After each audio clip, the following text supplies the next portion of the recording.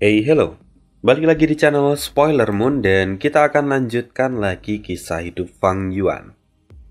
Di part sebelumnya, Fang Yuan akhirnya memasuki gua surga Heifan. Awalnya dia cukup terkejut karena rupanya di sana dia tidak sendirian. Ada beberapa orang dari keturunan generasi klan He di masa lalu yang tinggal di sana. Keterkejutan Fang Yuan tidak berhenti di situ saja, bahwa rupanya persyaratan dari roh surgawi untuk mendapatkan warisan Heifan juga tidak biasa. Karena pewaris itu harus diakui oleh semua Gu Immortal yang ada di sana. Oleh karena itu, Fang Yuan pun harus membangun relasi dengan mereka. Ini adalah langkah pertama yang kemudian Fang Yuan ambil. Dan kemudian apa yang akan menjadi langkah berikutnya dari Fang Yuan? Apa yang akan dia lakukan? Apakah dia sungguh akan menghabiskan 3 tahunnya di dalam gua surga Heifan? Ya, mari kita sambung kisah hidup Fang Yuan di part 227. Saat ini Fang Yuan sedang berdiri di taman. Dia menatap ke arah langit yang gelap. Gua surga Heifan memang unik, karena gua ini memiliki siang dan malam. Meskipun durasi di siang hari itu jauh lebih panjang daripada durasi malam hari. Tapi ini sungguh sudah luar biasa, karena di tanah terberkati atau di gua surga yang lain, biasanya tidak terdapat siang dan malam. Ketika itu, angin dingin bertiup dan menyegarkan pikiran Fang Yuan yang saat ini tengah memilah-milah informasi yang belum lama ini ia dapatkan. Memang selama beberapa hari ini Fang Yuan telah mendekati Chen Li untuk memperoleh informasi yang berharga. Ya, Chen Li memang masih lugu dan mudah tertipu. Dengan begitu Fang Yuan kemudian memiliki banyak informasi dan pemahaman tentang gua surga beserta para immortal yang ada di dalamnya. Lalu, sekarang, Fang Yuan sudah mendapatkan celah dari aturan pewarisan yang diberikan oleh roh surgawi. Karena itu, Fang Yuan sendiri tampak menyeringai. Dia bergumam, sudah hampir waktunya. Dalam 2 hari semuanya akan dimulai. Lalu setelah Fang Yuan mengatakan itu, waktu pun cepat berlalu dan tidak terasa 2 hari terlalui. Saat itu tengah hari, sinar matahari cerah membuat hari itu terasa sangat sempurna. Hari ini, Fang Yuan datang ke kediaman Chen Ji. Dia segera berkata dari luar bangunan itu, "Tuan Chen Ji, hari ini saya datang tanpa memberitahu Anda. Saya harap Anda dapat memaafkan saya." Di dalam ruangannya, Chen Ji dapat mendengar suara Fang Yuan dan dia bergumam dalam hati. Akhirnya, He Cheng kehilangan kesabarannya. Tapi dia hebat karena dia sudah menunggu selama ini. Chen Ji pun tersenyum. Lalu kemudian pintu pun terbuka dan Chen Ji mempersilahkan Fang Yuan untuk masuk. Sambil tersenyum, Chen Ji tampak sangat lemah. Dia berkata, "Tuan He Cheng, Anda sampai datang kemari. Saya sungguh merasa bersalah karena tidak merawat Anda dengan baik selama Anda berada di sini." Melihat Chen Ji yang lemah, Fang Yuan berjalan dengan cepat. Dia tampak cemas. "Tuan, sepertinya Anda benar-benar menderita karena luka Anda. Saya telah memikirkan ini untuk waktu yang lama. Saya hari ini datang karena saya berpikir bahwa saya bisa meringankan luka Anda." Chen Ji tampak segan. "Tuan, terima kasih atas perhatian Anda. Namun luka saya bukanlah sesuatu yang dapat disembuhkan dengan mudah." Fang Yuan pun tersenyum.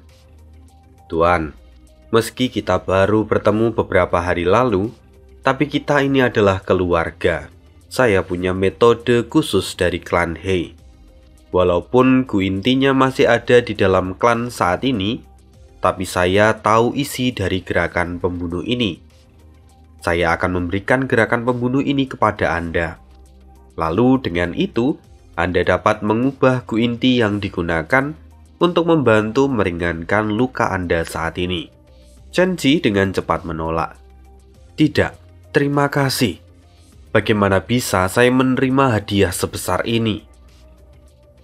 Kemudian dengan hangat Fang Yuan berkata, sudah saya katakan, kita adalah keluarga.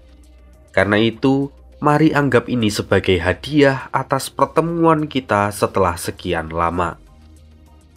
Mendengar itu, Chen Ji tampak ragu dan berkata, oh Tuan He, hadiah ini terlalu berharga untuk penjahat tua seperti saya. Chen Ji masih mencoba menolak. Sementara, ekspresi Fang Yuan menjadi semakin khawatir. Kalau begitu, mari anggap ini sebagai hadiah karena Anda memberi saya beberapa saran. Jujur saja, ujian yang diberikan roh surgawi sangat mengganggu saya belakangan ini. Saya harap Anda dapat memberikan beberapa pencerahan kepada saya. Mendengar itu, Chen Ji pun menghela nafas sejenak sebelum akhirnya tersenyum. Tuan, Anda sungguh benar-benar baik. Kalau memang itu mau Anda, maka mari anggap ini sebagai pertukaran. Pertama, saya memiliki pendapat sederhana tentang masalah ini. Menurut saya, masalah ini sama seperti memperbaiki Gu, di mana pengaturan api itu memiliki peran yang sangat penting. Terkadang harus besar, tapi terkadang juga harus cukup kecil. Karena itu, Anda juga harus berurusan dengan hal-hal yang penting dengan lebih sabar. Itulah yang saya pikirkan. Maafkan saya kalau Anda sulit memahami kata-kata ini, karena saya sesungguhnya sangat menyukai penyempurnaan sampai-sampai saya bicara ngelantur. Mendengar itu, Fang Yuan pun tersenyum. Tidak, Tuan. Saya mengerti maksud Anda. Pikiran saya sekarang semakin terbuka. Saya sungguh merasa berterima kasih atas saran ini. Dan karena Tuan Chen Ji sangat menyukai penyempurnaan, maka saya pasti akan memberikan teknik penyempurnaan yang luar biasa dari peninggalan klan He kita saat kita keluar dari tempat ini. Saya berjanji bahwa Anda pasti akan mendapatkan kebebasan setelah kita keluar nanti. Mendengar itu, Chen Ji sangat senang. Dia pun mengangguk dengan penuh semangat karena masalah ini terkait dengan teknik penyempurnaan. Lalu setelah beberapa saat Chen Ji tampak ragu-ragu.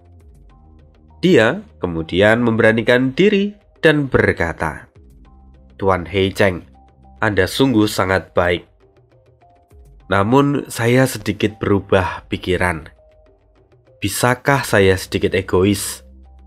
Jika Tuan berkenan, saya ingin menukar tawaran teknik penyempurnaan yang ingin Anda berikan dengan binatang buas. Karena bagi orang tua ini jalur penyempurnaan hanyalah sebuah hobi. Sementara keponakan saya, Chen Lizhi, dia adalah jalur perbudakan. Dia sangat terpesona ketika melihat Raja Wali Anda. Jadi, kalau memungkinkan, saya ingin menukarkan tawaran sebelumnya dengan binatang buas yang setara dengan Raja Wali milik Tuan. Itu hanyalah Raja Wali yang masih muda. Anda tidak perlu khawatir. Begitu nanti kita kembali ke klan He, saya pasti akan mendapatkan elang mahkota besi dari tingkat binatang buas abadi untuk semua orang. Mendengar itu, Cenci menjadi sangat gembira. Cenci pun mulai bercerita. Sungguh, saat ini klan He pasti sangat makmur. Dulu saya pernah mendengar bahwa ada sebuah kisah dari leluhur He Fan yang ketika itu menekan klan Qiao. Beliau ingin mendapatkan rahasia mereka dalam membesarkan elang. Siapa sangka bahwa hal itu membuat pencapaian dari klan He berkembang sejauh ini. Sungguh, saya bersyukur bahwa klan utama saat ini sudah sangat berkembang dibandingkan dengan masa lalu. Tapi ekspresi Cenci seketika berubah menjadi muram. Dia melanjutkan, leluhur kami adalah penjahat. Ketika kami kembali ke klan utama, kami tidak bisa membayangkan apa yang akan terjadi pada kami. Saya sungguh merasa khawatir. Mendengar itu, Fang Yuan tersenyum. Anda tidak perlu khawatir. Saya yang akan memastikan bahwa semua orang akan menyambut Anda dan yang lain saat tiba di klan utama. Lagi pula, kalian juga akan membawa pengaruh besar pada klan He di masa depan. Kehadiran kalian sungguh akan membuat klan He menjadi lebih kuat lagi. Tentu semuanya akan menyambut kalian dengan baik. Lagi pula, setelah nanti saya kembali, saya yang akan menjadi tetua tertinggi. Karena itu, saya akan menegakkan keadilan untuk keluarga ini. Oleh karena itu, Tuan, saya perlu bantuan Anda dan yang lain untuk mendapatkan warisan dari leluhur He Fan. Mendengar itu, Cenci tersenyum. Tuan He Cheng, Anda adalah naga di antara manusia, jenius sejati di antara para jenius. Karena itu saya yakin Anda pasti bisa mendapatkan warisan ini. Fang Yuan pun tersenyum. Terima kasih, saya tersanjung atas pujian Anda. Lalu setelah itu, Cenci kembali berkata pada Fang Yuan, Tuan, saya memiliki sebuah pertanyaan. Mohon maaf atas kelancangan ini. Menurut Anda, bagaimana tentang Li Er?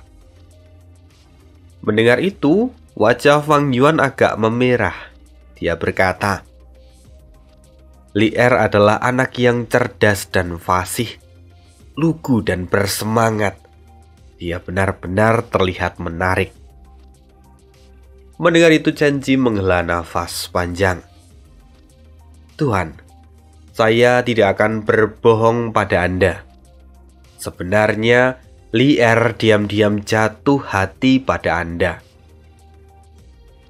Sayang sekali. Anda adalah orang yang sangat berbakat. Jadi, tidak mungkin dia cocok dengan Anda. Saya merasa kasihan pada anak malang itu. Saya hanya bisa berharap dia akan segera melupakan Anda di masa depan. Mendengar itu, Fang Yuan pun tersenyum dan dia berkata, karena Anda telah mengatakan perasaan Li Er pada saya, maka saya juga tidak bisa menyembunyikan perasaan saya dari Anda. Sejujurnya, saya pun telah jatuh hati padanya. Saya sungguh berharap dia nanti akan menjadi istri saya. Ketika Fang Yuan mengatakan itu, tampilannya terlihat sangat tulus hingga membuat Cenci mempercayainya. Walaupun sebenarnya di dalam hati Fang Yuan saat ini tertawa. Dia tidak menyangka kalau Cenci bahkan akan mengorbankan keturunannya untuk mendapatkan keuntungannya sendiri. Lalu setelah itu Cenci kembali berkata, sungguh ini adalah berita yang sangat membahagiakan. Saya berharap saya bisa melihat kebahagiaan kalian di masa depan. Sayangnya, umur saya tidak sampai 1 jengkal. Kemungkinan saya akan menyaksikan kebahagiaan ini dari balik pintu kehidupan dan kematian. Mendengar itu, Fang Yuan pun terlihat sedih. Meskipun di dalam hati dia mengutuk. Bajingan tua ini bahkan berani meminta aku umur secara terbuka. Dasar rubah tua yang licik. Setelah itu, Fang Yuan berkata pada Chen Ji, "Tuan Chen Ji, Anda akan segera menjadi mertua saya, maka Anda tidak perlu risau. Jika ini hanya tentang masalah gu umur, saya bisa mendapatkan beberapa gu umur dari perbendaharaan klan. Anda pasti bisa menikmati masa tua Anda dengan cucu-cucu yang nanti dilahirkan oleh Li Er." Tentu mendengar itu, Chen Ji menangis terseduh-seduh. Dia sungguh tersentuh dan merasa bahagia. Lalu, setelah beberapa saat, Chen Ji kini terlihat lebih tenang. Chen Ji sekali lagi memandang Fang Yuan dan berkata, "Tuan, Anda adalah orang yang hebat. Anda memiliki pengalaman yang luar biasa di dunia luar. Sementara tempat ini sungguh sangat sempit. Kalau boleh, saya ingin tahu apakah saya bisa melihat gu peringkat 7 yang Anda miliki untuk memperluas pemahaman saya."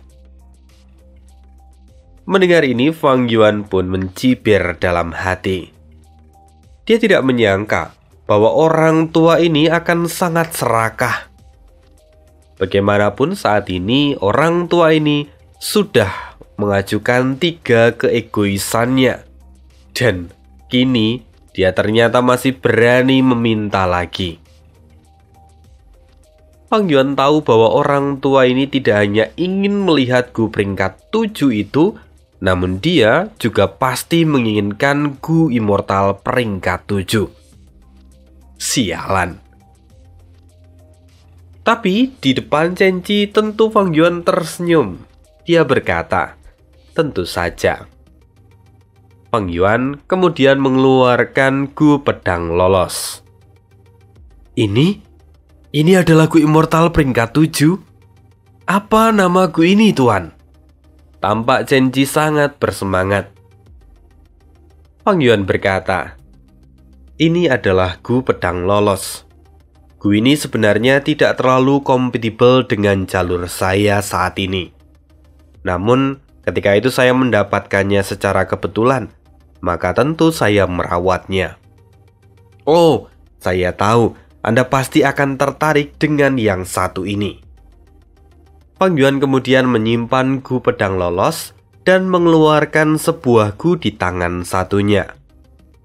Chen Ji pun menjadi sangat bersemangat dan melihatnya lebih dekat. Gu itu bercahaya. Dia diaktifkan.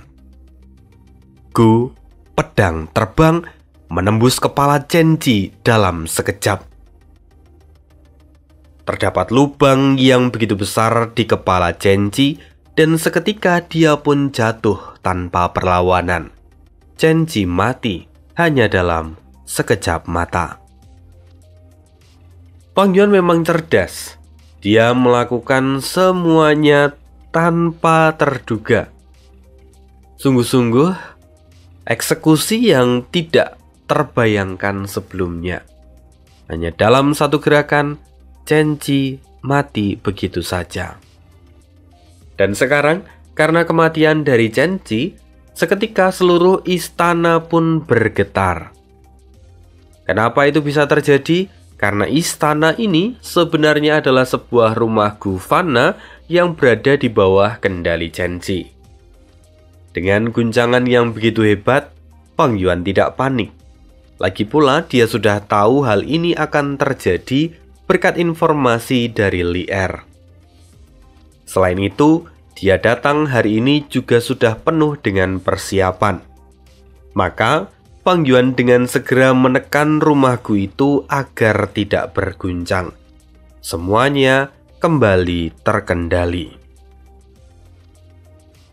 Setelah itu Fang Yuan memandang jasad Chen Qi dengan tatapan jijik. Dia berkata, "Para Gu Immortal di gua surga ini telah hidup dalam kedamaian terlalu lama.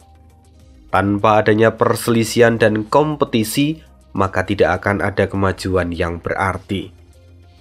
Mereka bahkan tidak memiliki kewaspadaan sama sekali terhadap bahaya. Bagus, dengan begini aku bisa menyingkirkan mereka dengan mudah." Setelah itu, Fang Yuan pun memindahkan mayat Chen Qi beserta jiwanya ke dalam apertur abadinya. Dan setelah itu, Fang Yuan menggunakan wajah familiar untuk menjadi Chen Qi dan meninggalkan kediaman Chen Qi. Dia kini pergi ke tempat berikutnya. Sepanjang perjalanan, banyak orang yang menyapa Fang Yuan. Dia berusaha bersikap senatural mungkin seperti yang Chen Qi lakukan. Tentu, Fang Yuan melakukan ini dengan informasi yang ia dapatkan dari Li Er. Tentu, Fang Yuan berhasil melakukan semua ini berkat informasi dari Chen Li. Dia dapat berjalan dengan santai menuju ke tempat yang berikutnya, di mana tujuan Fang Yuan berikutnya adalah Chen Lizi.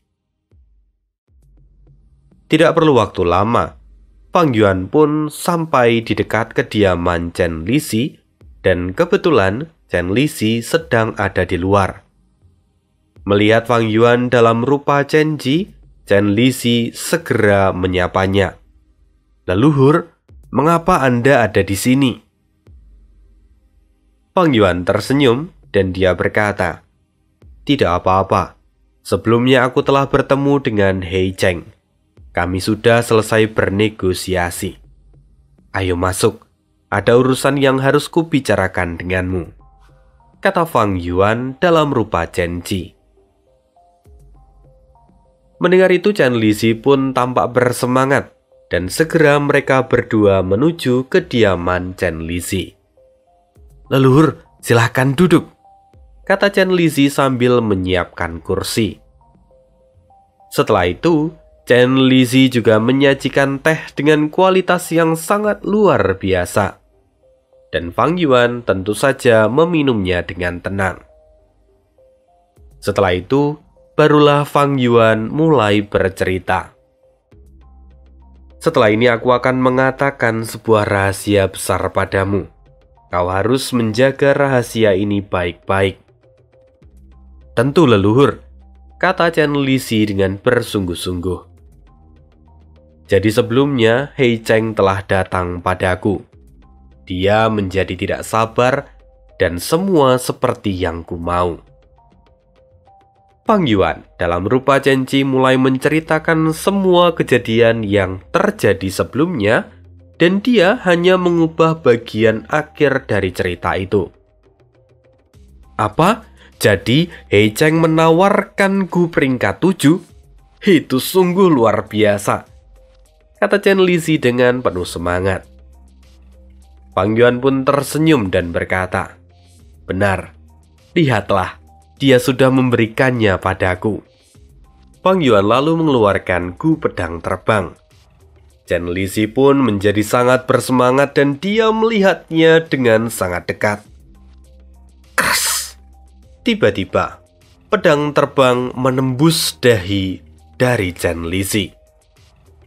Kali ini Chen Lizi pun terjatuh dan kesadarannya menghilang. Tentu kita tahu bahwa saat ini Chen Lizi pun sudah meninggal.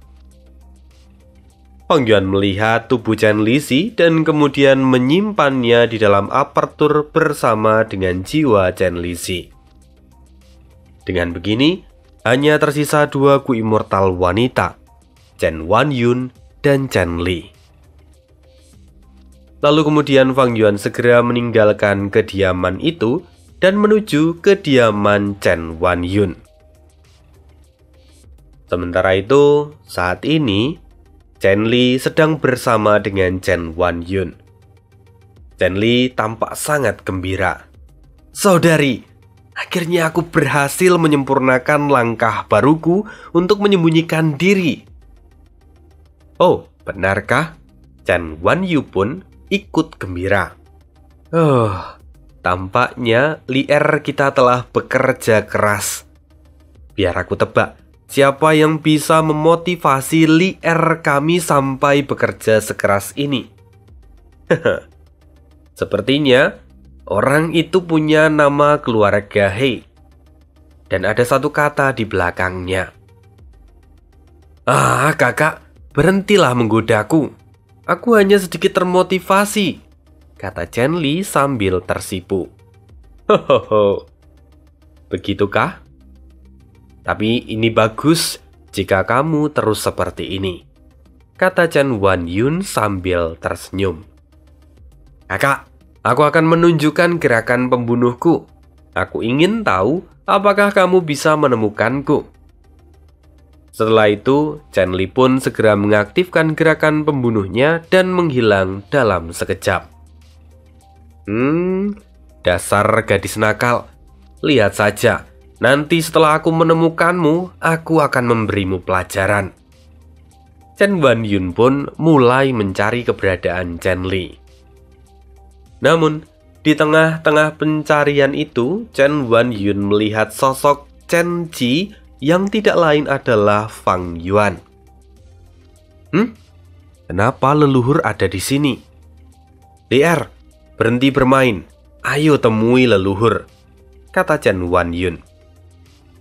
Chen Li pun menjadi sebal, karena dia baru saja bermain tapi harus mengakhirinya. Ketika Chen Li hendak menghilangkan gerakan pembunuhnya, tiba-tiba sebuah ide melintas di pikirannya. Tidak, tunggu. Aku tidak akan melepaskan gerakan pembunuh ini.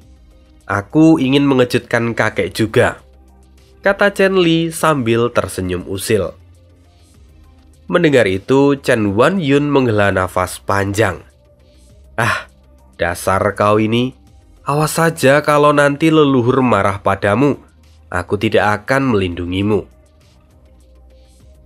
Setelah mengatakan itu, Chen Wanyun pun segera bergegas menemui Fang Yuan. Setelah itu sama seperti Chen Lizi, Chen Wanyun menyapa Fang Yuan dan mempersilahkan dia untuk masuk, lalu menyuguhinya secangkir teh. Fang Yuan pun mengulang triknya sama seperti sebelumnya. Dia menceritakan pertemuannya dengan Chen Ji, lalu kemudian mengubah bagian akhirnya. Chen Wanyun sangat gembira. Leluhur sungguh luar biasa. Anda bahkan membuat He Cheng membayar harga yang mahal. Namun, apakah Anda yakin ini tidak masalah? Apakah Anda tidak takut kalau dia akan marah di kemudian hari? Fang Yuan pun tersenyum. Tenang saja, dia adalah anak yang baik. Dia bahkan sudah memberikan gu itu padaku. Lihatlah. Fang Yuan sekali lagi mengeluarkan gu pedang terbang. Chen Wanyun pun melihat itu menjadi antusias dan memperhatikannya dari dekat. Lalu, saat Chen Wanyun berada dalam jarak yang tidak mungkin bisa untuk bereaksi, Fang Yuan lagi-lagi mengaktifkan gu pedang terbang sama seperti sebelumnya. Hingga akhirnya, Chen Wanyun pun terjatuh di tanah dengan kepala berlubang. Ya, Chen Wanyun pun terbunuh. Segera Fang Yuan membersihkan jejak kematian dari Chen Wanyun dan mengirimkan mayat serta jiwanya ke dalam apertur miliknya. Sementara itu, Chen Li yang masih bersembunyi melihat semua kejadian ini. Tidak, bagaimana ini bisa terjadi? Apa aku salah lihat? Apa yang baru saja terjadi? Ini pasti mimpi. Tidak, ini pasti mimpi buruk. Chen Li benar-benar terpukul. Dia mengatakan semua itu dalam hati dan menutup mulutnya agar tidak bersuara. Chen Li sekarang benar-benar ketakutan. Mengapa kakek membunuh Chen Wanyun? Chen Li tidak bisa mengerti tentang masalah ini. Tubuhnya bergetar hebat. Dia menangis dalam diam. Sementara itu, saat ini, Fang Yuan telah menyelesaikan urusannya di sana dan dia pergi menuju kediaman Chen Li. Melihat Fang Yuan pergi, dia tahu bahwa tujuan dari Fang Yuan adalah ke kediamannya. Sehingga Chen Li yang saat ini masih terguncang, dia berpikir tentang apa yang harus dia lakukan. Di tengah kebingungan itu, Chen Li tahu bahwa dia harus pergi menuju Chen Lizi dan memberitahu tentang semua yang terjadi. Chen Li tidak buang-buang waktu. Dia segera pergi. Ya, kali ini Chen Li sama sekali tidak berpikir kalau yang membunuh Chen Wanyun adalah Fang Yuan yang menyamar. Dia berpikir bahwa kakeknya sendiri yang membunuh Chen Wanyun. Setelah sampai di kediaman Chen Lizi. Tidak, kenapa Chen Lizi tidak ada di sini? Tatapan Chen Li semakin suram. Dia mulai berpikir, apakah Chen Qi juga telah membunuh Chen Lizi? Chen Li tidak bisa menahan air matanya memikirkan semua itu. Sial, apa yang harus kulakukan? Tidak, ini Tuan Hei Cheng dalam bahaya. Aku harus segera memperingatkannya. Chen Li akhirnya memikirkan Fang Yuan juga. Dia segera berlari sekuat tenaga menuju tempat peristirahatan Fang Yuan. Sementara itu saat ini, Fang Yuan juga tidak berhasil menemukan Chen Li di kediamannya. Kemanapun dia mencari, dia tidak bisa menemukan Chen Li. Mana anak ini? Saat Fang Yuan tengah berpikir, tiba-tiba dia melihat ada cahaya seperti flare yang ditembakkan ke angkasa. Tentu, semua orang di dalam tanah terberkati He Fan bisa melihat flare itu. Fang Yuan pun menyadari. Ini, Chen Li pernah menyebutkan ini sebelumnya. Bahwa dulu ketika mereka dalam bahaya, mereka akan menembakkan cahaya peringatan untuk saling bekerja sama satu dengan yang lain. Biasanya, cahaya peringatan ini digunakan untuk melawan binatang buas kuno terpencil. Tapi kali ini, tidak ada binatang buas kuno terpencil. Apa artinya? Chen Li telah mengetahui apa yang sudah kulakukan. Sepertinya, Chen Li tidak sengaja melihatku membunuh Chen Wanyun. Fang Yuan lalu mulai memutar otak. Sepertinya, pembunuhan ini akan sedikit panjang. Sayangnya, tebakan dari Fang Yuan ini tidak sepenuhnya benar. Memang, Chen Li melihat Chen Wanyun terbunuh, tetapi menurut Chen Li, yang membunuh Chen Wanyun adalah kakeknya Chen Qi. Dan kenapa Chen Li akhirnya menembakkan cahaya peringatan?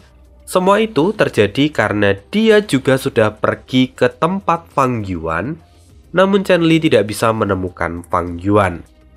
Dia menjadi khawatir dan takut, sehingga dia kemudian menggunakan cahaya peringatan untuk memperingatkan orang lain dan meminta bantuan. Kali ini tujuannya adalah dengan meminta bantuan yang lain untuk mengalahkan kakeknya sendiri. Sementara itu saat ini Chen Li masih bersembunyi di kamar tempat Fang Yuan. Di sisi lain, Zhou Min, Zheng Tong, dan Feng Jun terkejut di saat yang sama. Apa yang terjadi? Mengapa cahaya peringatan ditembakkan? Apakah Chen Qi meminta kita untuk membantunya? Kata Feng Jun. Zhou Min juga punya kecurigaan. Ini sangat aneh. Chen Qi memiliki 4 Gu Immortal termasuk dirinya. Bahkan kelompok mereka adalah yang terkuat di antara kita. Apa yang membuat mereka sampai menembakkan cahaya peringatan ini? Mungkinkah ini ada hubungannya dengan Hei Cheng? Tanya Zheng Tuo. Kemungkinan itu besar. Lagi pula sudah hampir 100 tahun sejak terakhir kali cahaya peringatan itu tidak ditembakkan. Mungkin mereka ingin mengumpulkan semua orang karena mereka telah mencapai sebuah kesepakatan dengan Hei Cheng, kata Feng Jun. Zheng Tuo menghela nafas. Entah apa yang terjadi. Namun karena cahaya peringatan sudah ditembakkan, maka kita harus pergi dan menyelidiki situasi yang ada di sana. Benar, ayo pergi, kata Feng Jun. Kemudian segera ketiganya pun pergi menuju istana Chen-Ji.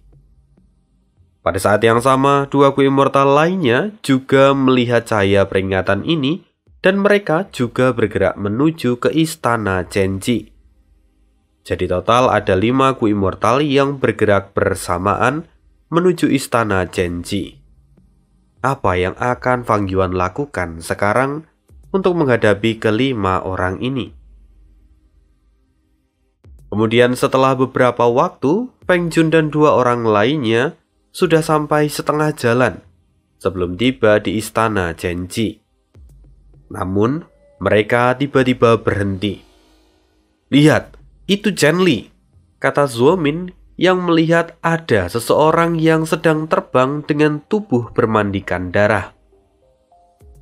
Ekspresi mereka pun tampak terkejut dan segera mendekat. Chen Li, apa yang terjadi? Kenapa tubuhmu penuh dengan luka? Tanya Zheng Tuo. Chen Li melihat ketiganya dengan wajah gembira. Senior, akhirnya aku menemukan kalian. Gawat, Hei Cheng sudah gila. Dia benar-benar keji. Sebelumnya dia gagal bernegosiasi dengan kakekku. Dia menggunakan serangan diam-diam dan membunuh saudari Wan Yun dan saudara Lizzie. Akhirnya tindakannya pun terbongkar. Aku dan kakekku bertarung melawannya, namun kekuatannya terlalu mengerikan. Kakek kemudian mengutusku untuk pergi menemui kalian dan meminta bantuan, sementara dia menahan Hei Cheng. Aku tidak tahu apa yang terjadi pada kakek sekarang. Tolong senior, tolong bantu kami. Ketiga Ku Immortal itu pun terkejut setengah mati. Bajingan, Hei Cheng benar-benar berani. Kita tidak bisa membiarkan ini berlanjut. Jika dibiarkan, mungkin kitalah yang akan menjadi incaran berikutnya. Ayo pergi, kata Feng Jun. Ketiga orang itu tampak muram. Zheng Tuo kini mendekat dan membantu Chen Li. Tenanglah, kami pasti akan membantu. Kami akan menegakkan keadilan untukmu dan keluargamu. Keadilan?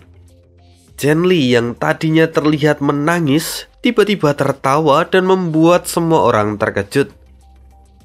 Dan rupanya, Chen Li bukanlah Chen Li. Ini juga bagian dari penyamaran Fang Yuan. Bahkan seluruh luka di tubuhnya juga adalah tipuan dari wajah familiar. Kemudian di saat itu, cahaya pedang muncul dari tangan Fang Yuan dan menusuk jantung Zheng Tuo. Zheng Tuo terkejut dan tidak sempat bereaksi.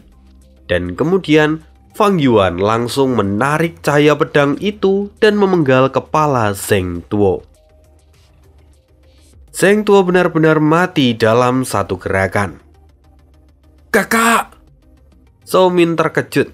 Dia berseru, Sundal bajingan! Beraninya kau membunuh saudaraku! Saat ini Fang Yuan masih dalam wujud Chen Li. Jadi otomatis Zhou Min masih mengira dia sebagai Chen Li. Zhou Min kini bersiap untuk menyerang. Namun segera Feng Jun menahannya. Kakak, apa yang kau lakukan?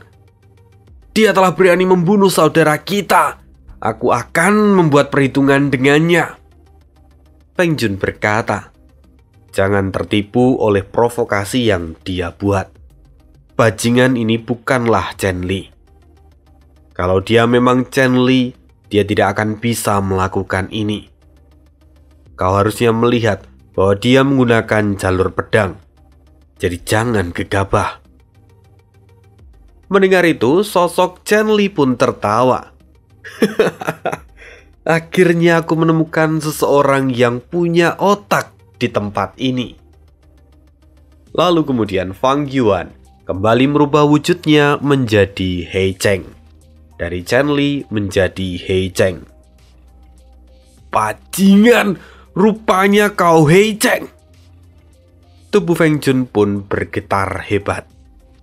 Sementara Zhou Min, dia tampak sangat terkejut. Melihat ekspresi dari keduanya yang terkejut, Fang Yuan bisa menilai bahwa keduanya ini tidak tahu bahwa kekacauan di istana Chen-Ji itu adalah ulahnya. Yang artinya, Chen Li tidak memberitahu mereka menggunakan Gu informasi. Yap, di sini Fang Yuan sadar kalau prediksinya telah salah. Sebelumnya dia berpikir bahwa Chen Li tahu bahwa dia adalah pembunuh anggota keluarganya. Tapi rupanya tidak. Ada sedikit penyesalan dari Fang Yuan. Kalau tahu seperti ini maka dia akan tetap menggunakan wujud Chen-Ji. Namun, ya, apa yang sudah terjadi biarlah terjadi. Tidak perlu merisaukannya.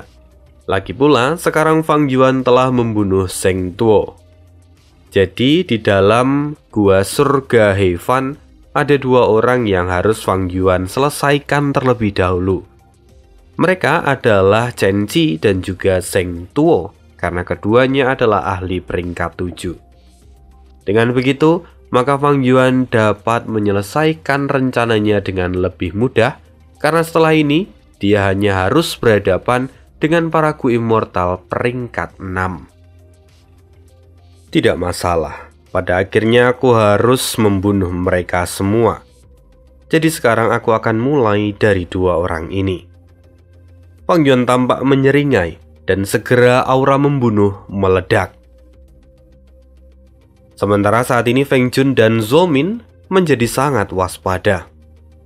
Ayo mundur, kita harus berkumpul dengan yang lain untuk melawan orang ini, kata Feng Jun. Tidak, akulah yang akan membunuh bajingan ini, seru Zhou Min. Segera Zhou Min mengaktifkan Gu yang ia miliki. Namun Feng Jun segera menyeret Zhou Min sambil melarikan diri. Zhou Min tetap fokus meskipun dia ditarik oleh Feng Jun. Dia mengaktifasi gerakan pembunuh miliknya. Bisa dibayangkan saat ini Feng Jun membawa Zhou Min pergi. Tapi Zhou Min masih terus mempersiapkan serangannya ke arah Fang Yuan. Lalu kemudian segera cahaya putih keemasan melesat dari mata Zhou Min. Cahaya ini sangat tajam seolah-olah seperti terbuat dari bilah dan belati. Ini adalah gerakan pembunuh dari jalur cahaya milik Zhou Min. Sementara itu, Fang Yuan yang melihat gerakan pembunuh ini tidak terkejut. Lagi pula selama beberapa hari terakhir, dia tidak berdiam diri. Dia telah mengorek informasi dari Chen Li dan jadi dia tahu tentang gerakan pembunuh dari semua orang yang ada di gua surga ini. Sekarang Fang Yuan lalu menggunakan gerakan pembunuh yang sebelumnya ia sempurnakan setelah toko kuning dibuka. Fang Yuan menggunakan jubah penakluk darah. Jubah penakluk darah adalah gerakan pembunuh dari jalur darah. Kemudian Fang Yuan juga menggunakan Gu pedang terbang. Dan kini dia bertarung layaknya seorang samurai di medan perang. Dengan mengetahui kekuatan musuh, Fang Yuan berada di atas angin. Dia mampu menahan semua serangan Zhou Min. Fang Yuan terus bergerak maju sambil mengejar Feng Jun dan Zhou Min.